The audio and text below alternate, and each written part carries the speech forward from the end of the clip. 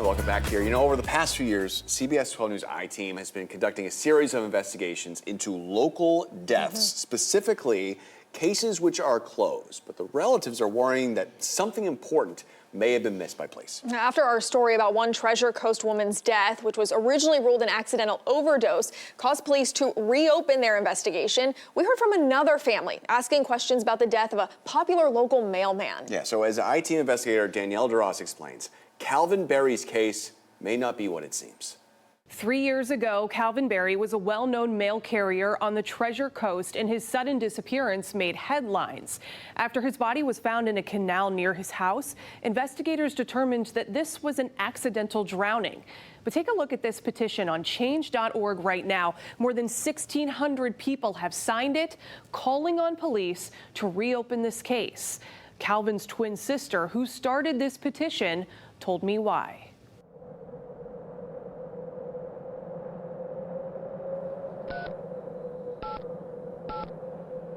911 police, fire, or ambulance. The address and I don't know what happened to my husband. On March 11th, 2021, Althea Berry called 911 to report her husband had disappeared. His name is Calvin Berry. All right, Calvin, spell his last name? Berry. She told police it had been a normal night. They were watching TV in their Port St. Lucie home. Then around midnight, Calvin told her he had to check something in the garage. He never returned. Police brought in search teams with bloodhounds, but found no trace of him that night. It wasn't until 2 days later a neighbor noticed something floating in this canal.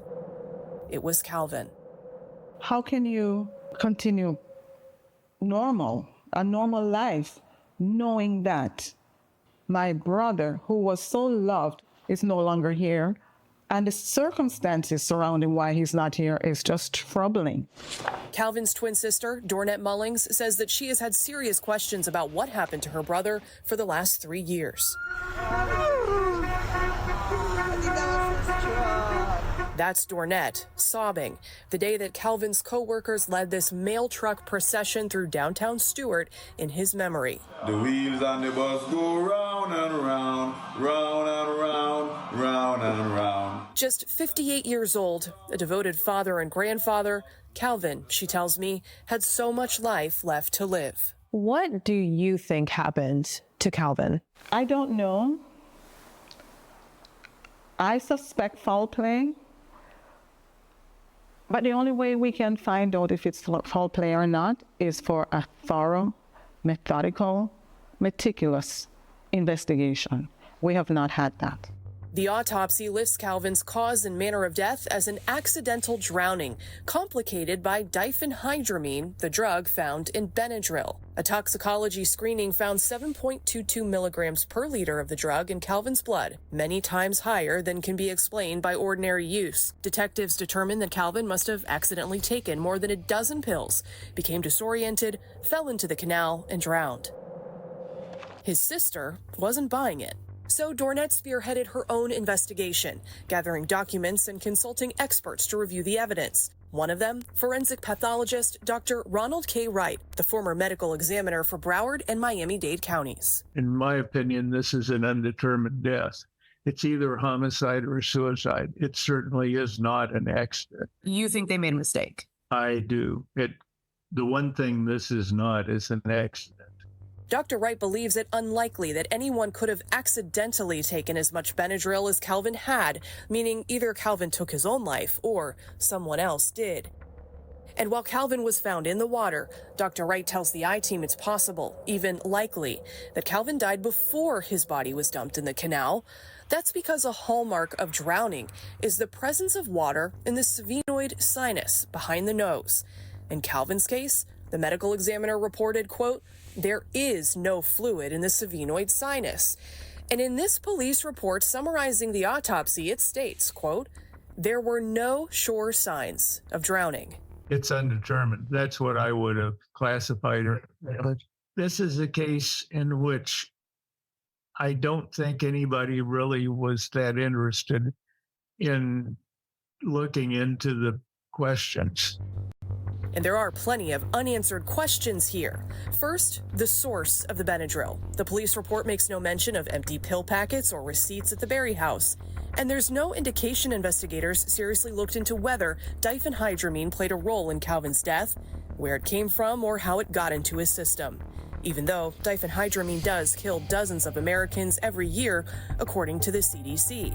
A second concern involves the recording of the 911 call made by Calvin's wife. She told police she was alone. But if you listen carefully, you can hear what may be whispers from someone else on the line. Saw him like 12:35 thereabout. If it was someone else whispering, who was it?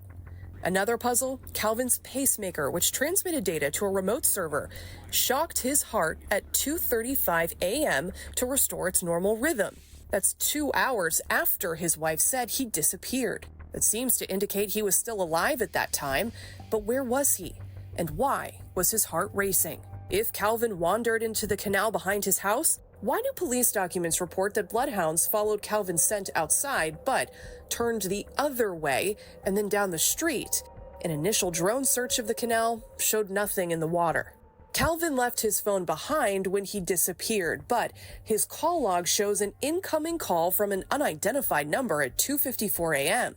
Somebody answered that call, and it lasted 54 seconds. Calvin's wife told police she had no knowledge of the call, and she denied answering it. Finally, 2 of Calvin's adult children received text messages after he was reported missing, before his body was found. And these texts demanded ransom. The texter said, "I have Calvin. He is sick." They then demanded $7,000 and threatened to kill him.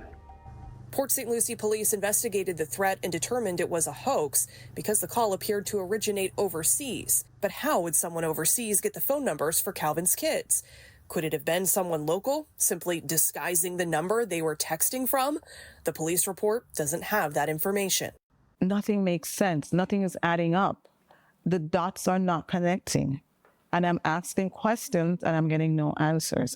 That's why Dornette holds this memorial walk every March since Calvin's death along his old mail route.